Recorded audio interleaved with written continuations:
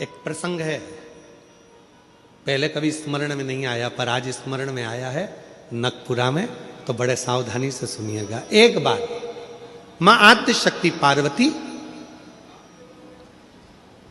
अपनी सखी गजमुखी के पास गई।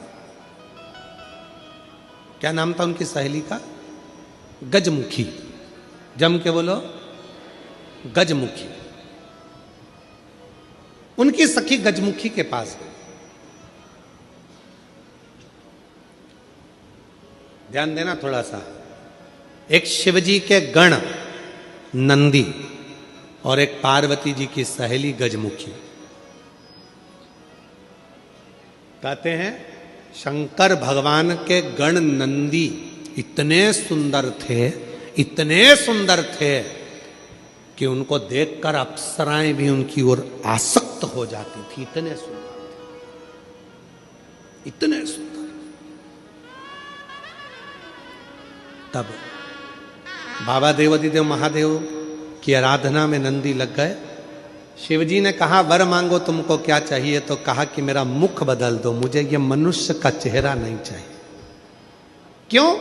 अगर ये चेहरा रहेगा तो लोग मेरी ओर आसक्त होंगे और मैं आपकी भक्ति नहीं छोड़ना चाहता, इसलिए मुझे ये चेहरा हटाकर आप नंदी का चेहरा लगा दीजिए और मुझे आपका शिष्य बना दीजिए।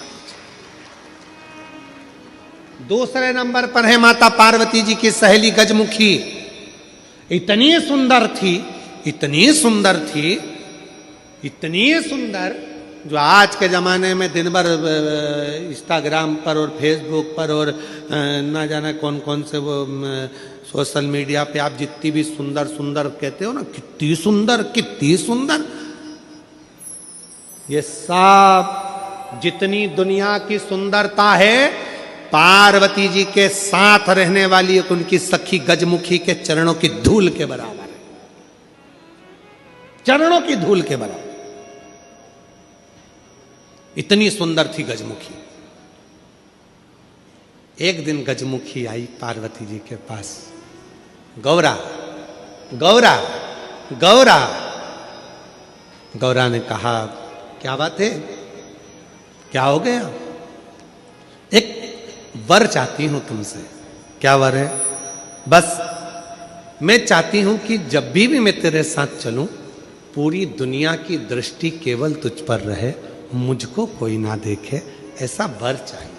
पार्वती जी ने कहा इतनी स्त्री की सुंदरता तो उसके चेहरे से ही होती है और तू ऐसा वर मांग रही? नहीं नहीं नहीं, मुझे बस तू वर दे दे, ऐसा वर दे दे।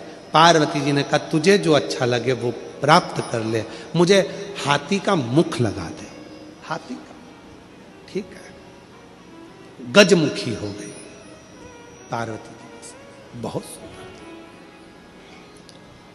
अब एक बार गजमुखी ने नंदी से संवाद कर लिया।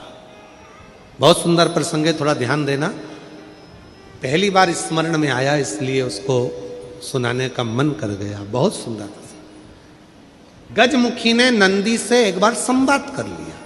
दोनों की खींचातानी होने लगी। नंदी कहने लगे भोलेनाथ जी के भार को मैं अपने कंधे पर लेकर चलता हूं, मेरी पीठ पर शिव और शक्ति दोनों विराजमान होते हैं, मैं उन दोनों को भ्रमण कराते रहता हूं। देखा मुझ में बल, मैं शिव और शक्ति को अपनी पीठ पर बिठाकर घुमाता रहता हूं। गजमुखी सुनती रही, सुनती रही।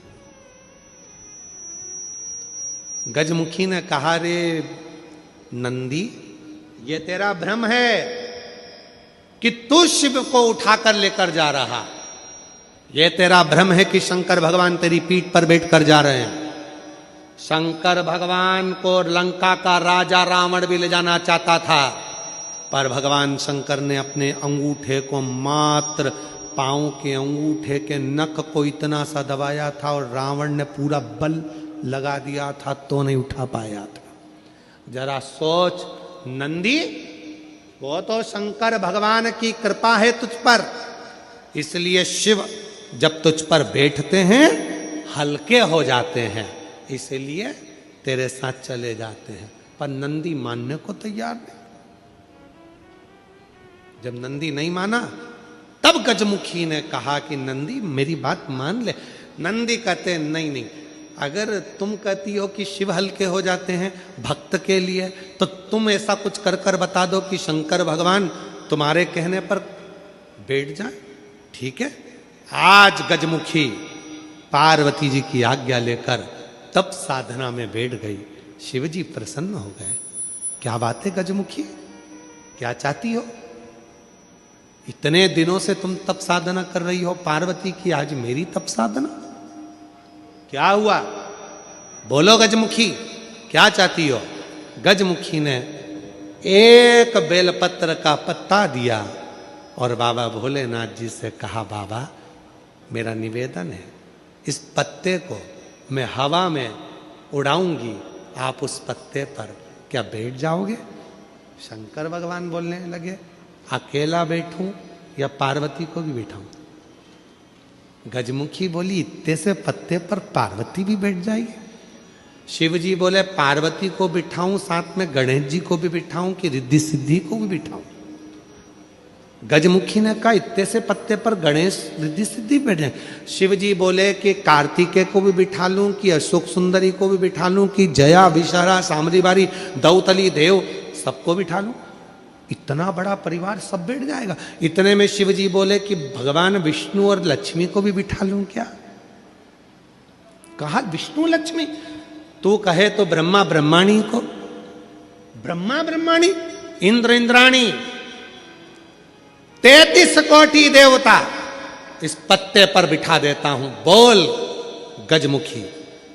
गजमुखी मुस्कुराकर बोली, ये सब तो नहीं, केवल आप बैठ जाइए। गजमुखी ने शिव नाम लेकर पत्ते को शिवलिंग पर चढ़ाने के लिए बस थोड़ा सा उसको नीचे की ओर गिराया। उतनी देर में उस पत्ते के अधर पर मेरा शंकर आकर विराजमान हो गया। मेरा शिव उस पत्ते पर आकर विराजमान। आवाज लगाई, नंदी जल्दी आओ। तुम कहते थे मुझ में बल है, मैं शिव को पीठ पर बिठाता हूं। तुमसे ज्यादा बल एक बेलपत्री के पत्ते में है, जो पूरे 33 कोटि देवता को एक पत्ते पर बिठा सकता है। एक बेलपत्र के पत्र में वो बल होता है, एक बेलपत्र के पत्ते में वो बल होता है, पूरे ब्रह्मांड को वो अपने में समेटे रहता है। तब भगवान शिव ने प्रसन्न होकर कहा, सुनो गजमुखी, आज मैं प्रसन्न हुआ, तुम्हें वर देता हूं। जब भी पृथ्वी पर मृत्युलोक में कोई पार्थिव शिवलिंग का पूजन करेगा और पार्थिव मिट्टी का जब कोई शिवलिंग बनाएगा, उस शिवलिंग को केवल थाली पर, पाटे पर या लक्कड़ पर नहीं, मेरा बेलपत्र रखकर जब उस पर कोई शिवलिंग का निर्माण करेगा, जो कामना वो चाहेगा उसकी कामना शिव उसी क्षण पूरा कर देगा, उसी क्षण पूरा। आप में से कितने लोग हैं जो पार्थिव लिंग का निर्माण करते हैं? हाथ उठाओ। करते हो सब? वैसे नहीं करते होगे तो सावन में अपन लोग सब मिलकर ही करते। काय में बनाते हो? पात्र में। पात्र के अंदर जब शिवलिंग का निर्माण करते हो तो सबसे पहले नीचे एक बेलपत्र रखते हो? जम के तो बोलो, रखते हो ना? बहुत जरूरी है एक बेलपत्र। क्यों? कहते हैं जब हमने शिवलिंग बना लिया, पूजन चालू कर दी, पानी डालना प्रारंभ करा, ये तो मिट्टी है, धीरे धीरे पानी चढ़ते चढ़ते गलने लगती है। जब मिट्टी गलने लगती है, शिवलिंग थोड़ा थोड़ा खंडित होने लगता है। मन में आता है कि हमने शिव जी की पूजन करी, शिवलिंग मिट्टी का था, गल रहा है। शहद चढ़ाने से, दूध चढ़ाने से, जल चढ़ाने से, अभिषेक करने से मिट्टी गलने लगी है, शिवलिंग खंडित होने लगा है। शिव महापुराण की कथा कहती है, पार्थिव लिंग को, मिट्टी के शिवलिंग को जब हम बेलपत्र के ऊपर निर्माण करते हैं, पार्थिव शिवलिंग बनाकर पूजन करते हैं, तो वो मिट्टी का शिवलिंग अगर गल भी जाए, टूट भी जाए, पानी में बह भी जाए, तो याद रखना वो कभी खंडित नहीं माना जाता, वो अखंड ही माना जाता।